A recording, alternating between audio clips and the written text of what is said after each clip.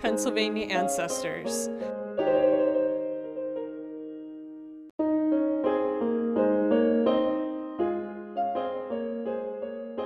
This is Denise Allen of PAAncestors.com. Today's topic is one that goes beyond Pennsylvania's borders and is all about ancestors of all times and places. When looking at your ancestors' lives, what questions do you ask yourself as you go through their records? Do you ever consider that an ancestor may have been gay, lesbian, bisexual, or transgender?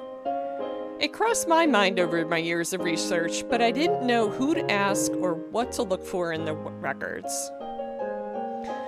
Stewart Blandón Traiman is my guest this week, and one of his research specialties is LGBTQ genealogy.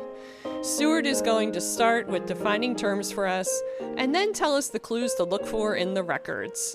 He'll also touch on archives and how to write up our ancestors' stories.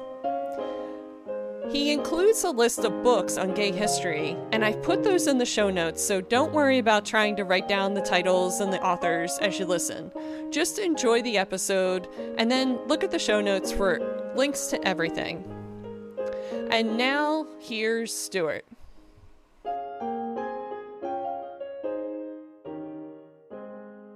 Stewart Traiman, welcome to the podcast. I'm so excited. We connected just randomly through the internet, and now we get to connect virtually through the internet to record the podcast. And you're a genealogist, you're in California, and can you introduce yourself and just share how you got started in genealogy and what your interest is? Because I'm excited for the listeners to hear what you're about. Okay. Well, Thank you very much, Denise. And I am Stewart Blandón Traiman, and I am a genealogist, and you can find me and more information about me at 6gen.org. That's my website. And I've been doing genealogy for greater than 30 years. Started off when I was a teen. I remember just being interested. Well, actually, I started genealogy way before that. I started genealogy in grade school. I remember reading my Bible in Catholic school. I would highlight all the begats in the book of Genesis. It's like, I didn't know at the time that was genealogy, but it really interested me to see this line of people through this ancient book. But then more when I was a teen, I started interviewing my mom and my grandmother and my great-grandmother, who was still alive at the time, about, well, who are we? Where did we come from? And who's that? And who's that cousin? And who are these pictures of? And that really got me started in genealogy. And again, I'm not sure that I even had a name for it at that time, other than just knowing that I was very interested in piecing all of these things together. Then I met my husband in 1990. And I started on Jewish genealogy because as he says, his DNA is completely boring because he's 98% Ashkenazi Jew. And they're from Ukraine and from Poland. And so I did as much as I could with US records and what's online, and interviewing his cousins, interviewing his mom, interviewing anyone who's available. I sent out questionnaires to his relatives around the country and got some responses back. And so that started me on that path of doing more genealogy. Then we had children. We had a son in 1999 and a daughter in 2005. And I have traced both of their lines. My son is a Mayflower, and my daughter is back to Massachusetts 1600, but I can't quite connect her to Mayflower yet. And someday I'm going to find out that my son and my daughter are 15th cousins twice removed or something. So that would be wonderful. Yeah, someday. More research, more time. And so one of my interests is definitely LGBTQ genealogy. That's the primary topic that I want to talk about today, is when you're looking in your family tree and you find that bachelor uncle or that spinster aunt, I want to have people think that they're not necessarily unlucky in love, that they very possibly had a partner, had a relationship, but their relationship is not documented because we didn't have gay marriage or domestic partnership at the time, or their family didn't choose to pass down that story. You know, Uncle Bob and his friend, we don't talk about them. So those stories are lost. But I want to talk about, in LGBTQ genealogy, I want to talk about looking at the record and finding those clues that raises that rainbow flag in your mind that this person may be LGBTQ. I love that term, raise the rainbow flag. I saw it on your website and it just is such a visual for me that I know now, like when I'm looking at records and I'm thinking in my head as you're talking about those single people who went well into adulthood single and died single, and according to the records, I'm looking at them like now, rainbow flag. So can you tell me what, first define for the audience, because we have listeners all over the place, all over the world, all different ages, and I think these days our culture is changing so quickly and there's so much language added, for folks, that it's hard to keep up with, honestly.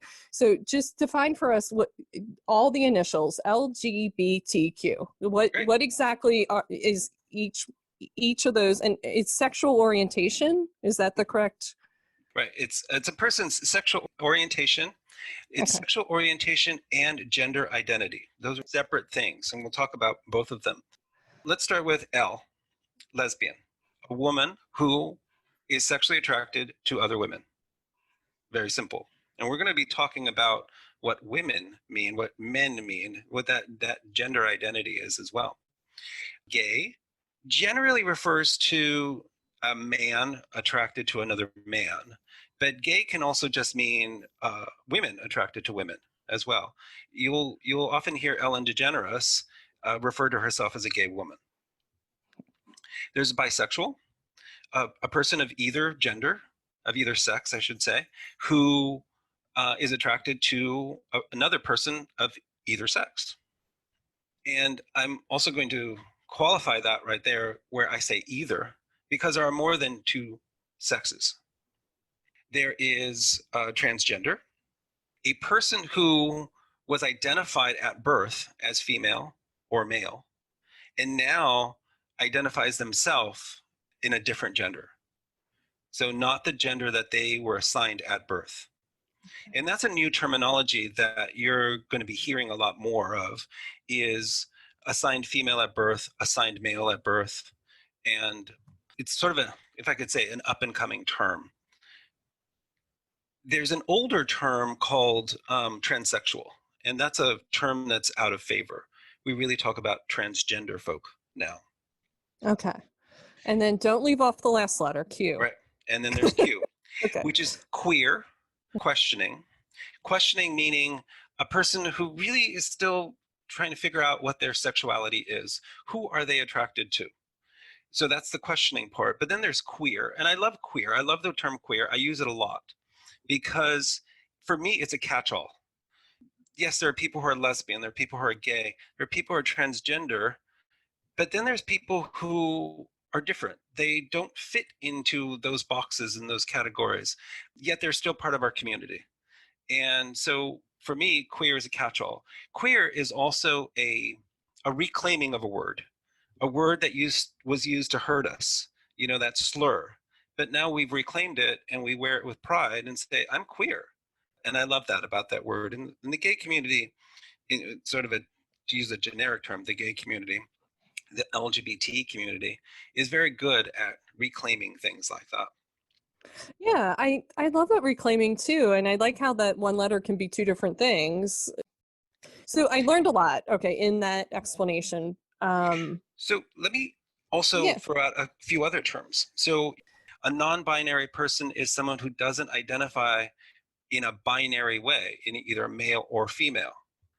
They don't identify in as being heterosexual or homosexual. They are gender fluid. There's another term for you. And they are sex fluid, in meaning that they are attracted to whomever they're attracted to. They're going to be in a relationship, and they're not going to define that as being a straight relationship, a gay relationship, or themselves as either being male or female. Then in the transgender category, we have FTM and MTF, which is male to female and female to male. With the word transgender, meaning a change in gender, there's a chemistry term that is the opposite of trans, which is cis. If you remember that way back from high school chemistry, there are cis molecules and trans molecules, depending on how they're oriented. And so that's where the term cis comes from, referring to a person who was assigned male at birth and now also identifies as male. I am a cis male. I was identified at birth as male, and I still identify as male. So I am cis.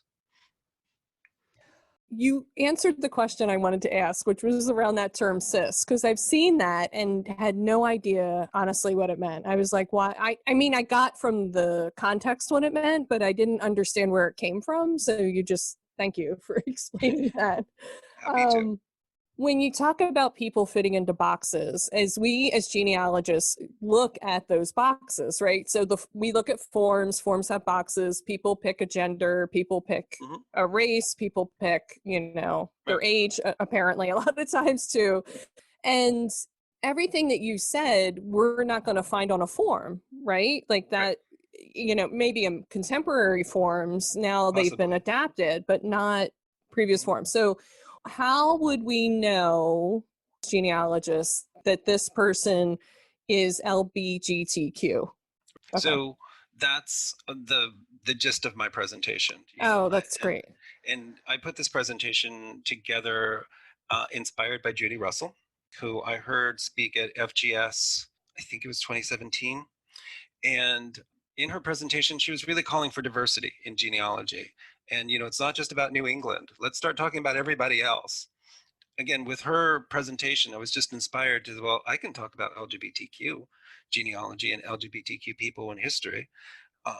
And so I was able to put this together, and I've been giving this presentation at the California Genealogical Society, and I've given this presentation twice at Ancestry.com. And I'll be giving this presentation at the Kentucky Genealogical Society's virtual conference coming up next month in August. So I'm glad that there's interest in this topic. So what I talk about in my presentation is looking at the clues in the record and looking with a different lens, a rainbow prism, if you will, that you're just going to have that awareness that this person may not have been heterosexual. Let's not assume that everyone in the past was heterosexual, because they absolutely were not. When you see a census record and you see husband or head of house, which is generally a male, and then the wife comes in the second line, it says wife, and then there's the kids. Okay, there's certainly an assumption of heterosexuality there, but maybe not. So the example that I give in my presentation is about Herman Melville and Nathaniel Hawthorne. It is documented in Herman Melville's biography that these two men had a romantic friendship. How far that romance went, nobody knows. We never will know, but they definitely had a romantic friendship. Yet we find them in the census, both of them living with their wives and their children, which gives that assumption of heterosexuality. And yet these men had a relationship with each other. Herman Melville dedicated Moby Dick to Nathaniel Hawthorne, which also brings up the point of presentism. What did these two men consider each other? Sexuality, especially homosexuality, though it wasn't acceptable, it was less frowned upon. People could enter into same-sex relationships without as much of a stigma as we had in the 50s and 60s. So before the 1930s, there was a little bit more acceptance of people entering into same-sex relationships. Not that it was ever condoned, but it was more acceptable. You can find literature on this in lots of different scholarly works. One of the resources that I'm thinking about is called Love Stories, Sex Between Men Before Homosexuality. It's written by Jonathan Ned Katz. And so in his book, he talks about that exactly. I mean, as the title says, sex between men before homosexuality. And homosexuality is a term coined in 1876. But before that, certainly men were having sex with men. And what did that look like? So back to the point of presentism, right now we enjoy gay marriage. We have our committed relationships. We're having an unprecedented acceptance in society that's really changed dramatically in the last 50 years since the Stonewall riots in the United States. But we can't apply our same thinking, acceptance, inclusion of LGBTQ people to the past. They lived in a different time and they had a different way of managing their relationships. I think out of everything you said, you gave me a little hope that maybe these folks that I see in my own research stayed single. I always felt bad that maybe they were lonely their whole life. So maybe Right. you gave me some hope that maybe they weren't lonely, that maybe they did have relationships that just weren't allowed by law, and it maybe not acceptable to the neighbors, let's say, or Right. something, so that gave me some hope. And you're giving me, I don't know, due to the nature, like their financial status. I mean, I don't think I'll ever find thing in an archive like a journal or letters, from these folks. So Wouldn't it how be would I look for a fantastic clue? though? Give me an example of some record I could use Sure. that maybe would help me with my lonely, what I thought of as the lonely people. The Lonely Hearts Um, Club. yeah. So there's lots of records, and I want to go through all the different examples I give. First, I talk about photographs, and I show a lot of photographs throughout the presentation that I've taken from a blog called homohistory.org. And the person who runs that blog has been collecting photos for many years, and he posts them, which shows a historic LGBTQ presence. So I ask people to look at these photos in a different way, and you can look at your family photos in a different way. Were they just pals? Were they just chums in those photographs? Or can you interpret there's something else going on, given their body language, given the way they're looking at each other? Is it possible that there is something other than just being friends? I talk about census records, where you want to start tracing family members, which we all do already. It's like we want to find them in the 1940 census, the 1930 census, the 1920 census, and so forth. Well, are you also finding that Uncle Bob and his friend were in the 1940 census, but then Uncle Bob and his friend were also in the 1930 census? And Uncle Bob and his friend were also in the 1920 census? Well, that's curious. Uncle Bob had a friend for over 20 years and they lived together. That's a big clue right there. What was that relationship? Were they just pals and chums that found it easier to share rent? Or was there something else going on between those two men? In the census, we also find the term partner. It absolutely has been used throughout the 20th century census records. And you'll find it from time to time. And I give some examples of that. But what partner meant to the enumerators was if two or more persons who are not related by blood or marriage share a common dwelling unit as partners, write head for one and partner for the other or others.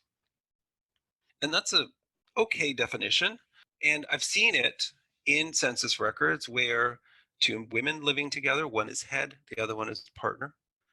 We see that in the record of Randolph Scott and Cary Grant when they were living together for 12 years in what the studios called Bachelor Hall. Their 1940 census record has head for one and partner for the other. We take the evidence that we find in those records, we weigh it against other evidence that we know, and then we interpret, well, what does this head partner mean? The term partner has also been used for convents.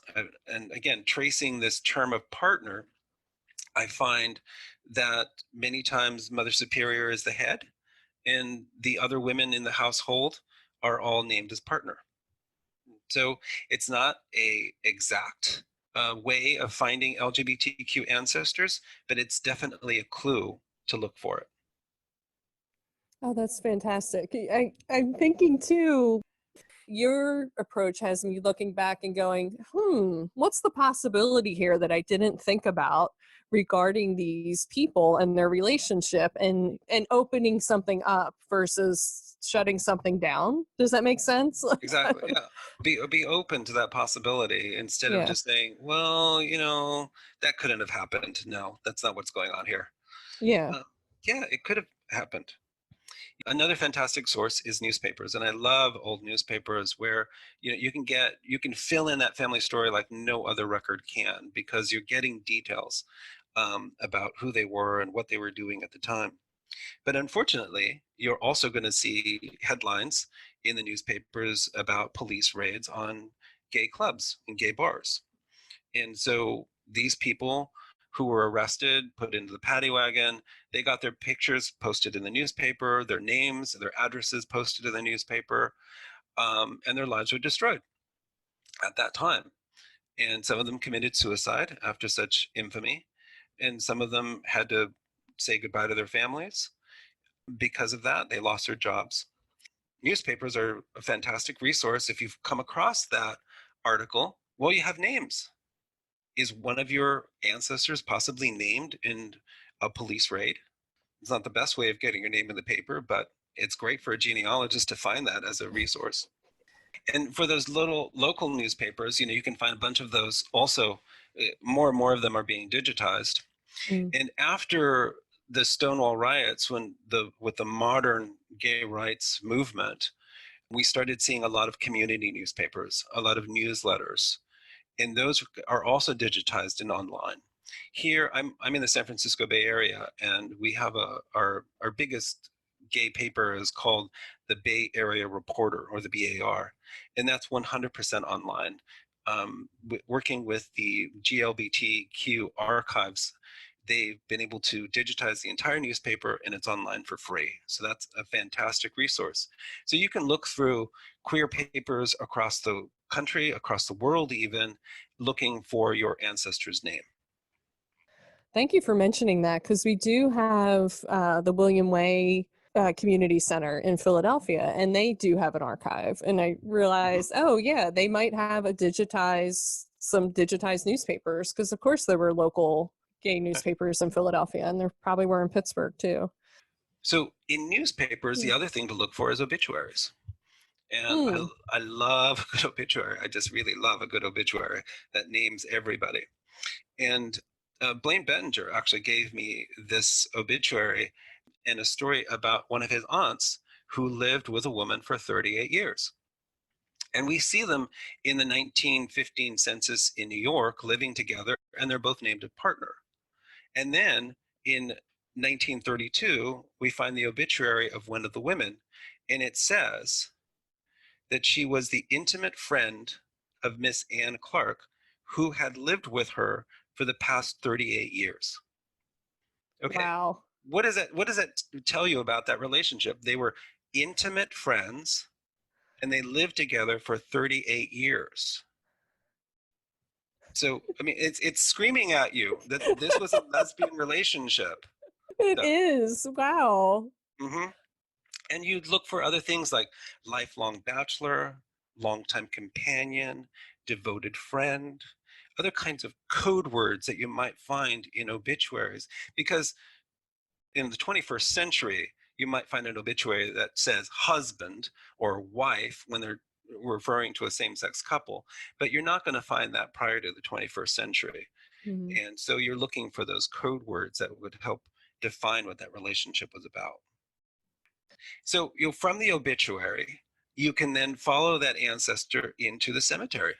And who are they buried with? Again, before the 21st century, it is uncommon to find same-sex couples buried together, because when you're dead, it's the family who takes over, and the family may want to take you away from that person, bury you in the family plot, and they don't really acknowledge that relationship. So that relationship may not be evident in a cemetery, but then sometimes it was. So in Paris, we have Gertrude Stein and Alice B. Toklas buried together. They share a headstone. Gertrude is on one side and Alice is on the other. That's a fantastic example. We have police records. Now, it's not very common to find police records accessible to the public, but when you do, and there are a few resources out there, when you do, look up sodomy, look up deviant as the charges that a person was facing, and there you have some evidence of homosexuality. In military records, you're going to look at the discharge paperwork. Was your ancestor discharged dishonorably? Were they given a blue discharge? What was the context in which they were discharged dishonorably? That's a fantastic clue to follow up on as to why the military felt they needed to be separated. It's only in 2000 that the don't ask, don't tell policy was finally abolished, and gays are now able to serve openly in the military. We want to look at gay neighborhoods. When you find your ancestor, where did they live? Now, gay neighborhoods is more of a 20th century phenomenon, but if they lived within the confines of the Castro district in San Francisco, well, that's a bit of a clue. Did they live in the neighborhood in Philadelphia, in DuPont Circle in Washington, D.C.? Did they live in the Marais in Paris, France? All of these are known gay neighborhoods. You want to look at professions. What was the profession of your LGBTQ ancestor? For some people, it was easier to be an entrepreneur, to have a profession that was mobile. If you were caught in the newspaper at a gay club and you were fired from your job, that's a traumatic event. But if you were a hairdresser, a florist, an author, a decorator, well, it might be easier for you to just pick up and start over in another town. To be self-employed, there's no one to fire you. And then finally, this is not so much a resource, but I want to talk about archives. And you had mentioned it earlier, it would be fantastic if you could find a diary or some papers that ancestor left behind. There are fantastic resources of domestic and international LGBTQ archives. They are all over the United States. We've got some in Tucson, San Diego, West Hollywood, Chicago, New York. And then we have archives throughout the world in Holland, Canada, Toronto, Vancouver, Berlin, South Africa. So look for those LGBTQ archives, and you never know what you might find by spending some time there. And a person would do that after they've done their original research and have some people in mind and places and times, right? Right. To go to the archive. Okay. Right. And to see how they can help. And, you have a particular person in mind or a particular organization that that person belonged to, and you want to know more about those things. Oh, I did want to ask you, can you make a recommendation for people if they want to learn the history of LGBTQ in the United States? What would be a great book or some great resources? There are a lot of great resources. There are many, many things to read. And specifically, my latest blog, on my website, you also find my blog. I publish it monthly. And I'm taking my LGBTQ genealogy presentation and I'm serializing it over several blogs. And this month's blog was talking about our relationships long before gay marriage. And I give some examples of different books. Another Mother Tongue by Judy Grahn is a fantastic book. It's a book that I read as a young gay man that introduced me to gay history and how we have been in every culture across the world throughout time. And, in some cultures we were more revered than others. In some cultures we had more freedoms than others, but we have been there everywhere. There are other books that will help understand gay history and gay relationships. There is a book called Male Daughters, Female Husbands, Gender and Sex in African Society. And I'm sorry, I'm not going to pronounce this name very well, but it is written by Ife Amadiume. It's published in 2015 by Zed Books. And there's a book called The Zuni Man Woman that's written by Will Roscoe in 1992, and it tells the story of two-spirited people of Native American culture, men or women who I identified as, I'm going to use a modern term here, as sort of as being non-binary. And these people who could cross that gender gap and be part of both the male and the female world were revered in Native American culture. There's same-sex unions in pre-modern Europe by John Boswell, and John Boswell has written a lot about historic gay relationships. He's a great person to look up.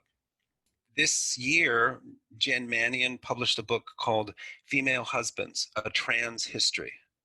And so there are many, many, many resources that a person who's interested in finding out more can. Yeah, that's a great list. I love it because I am a book addict.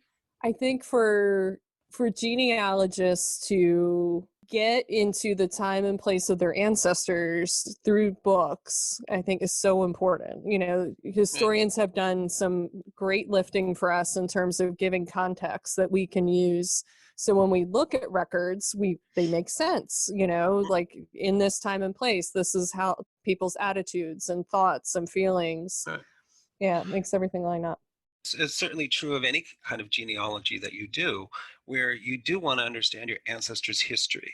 What was going on in that town at that time? What were the attitudes about? And you want to do that for all genealogy, is trying to understand your ancestor and what they lived through.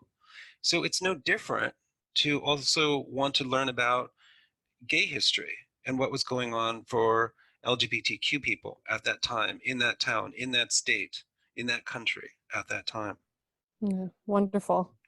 You have given us an extensive list of what to look for and resources that we're already looking at in most of the time, and we're encouraging us to look at it in a different way. Exactly. So any final words of wisdom as we go on our journey here? I would say this. So once all the documentation has been gathered, put it into the context of LGBTQ history. What was going on for queer folk at that time? Then write your ancestor's story as openly, without judgments, being aware of all of your personal filters and bias. Try to get beyond your personal filters and bias and just write that story as openly as possible. Sexuality is inherent to family history. And so being aware of non-heterosexual ancestors is no different. That's wonderful. That's wonderful. Yes. Thank you. You're welcome. You're welcome. Thank you. It's fun talking about all this. Stewart, I really want to thank you for being on the podcast and just sharing with us, because, you know, I'm 52 years old, and in 52 years, the world has changed faster than I can keep up with. I consider myself pretty fast. And you walked us through, and I felt no judgment, and I felt I could ask you anything. And I hope people listening feel the same way. And I would encourage them to go to your blog, go to your presentations, you know, and really interact with you, because it sounds like you're the kind of person that they could ask any question to, and you would, judgment free. Okay. Well, thank you very much for saying so.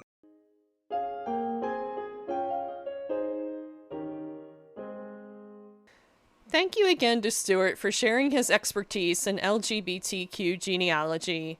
And don't forget his website, sixgen.org, that's SIXGEN.org, and his list of history books is in the show notes. For listeners doing research in Pennsylvania, we do have the archives at the William Way LGBT Community Center in Philadelphia, and I linked that in the show notes too. Wherever you live, though, be sure to ask your local archivist for original resources and materials in their collections. Archivists are always trying to expand the audience that they serve, and making sure that they represent everyone in history. So even if you don't have a special archive just on gay history, there probably are materials in your local archive.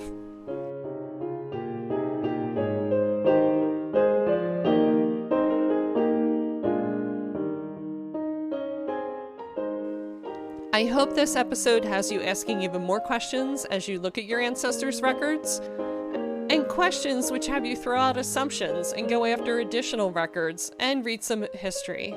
It's all about taking a second look and thinking about possibilities. The last episode of Your Pennsylvania Ancestors for Season 2 is next week, and I'll be wrapping up the season with some listener questions and some special announcements.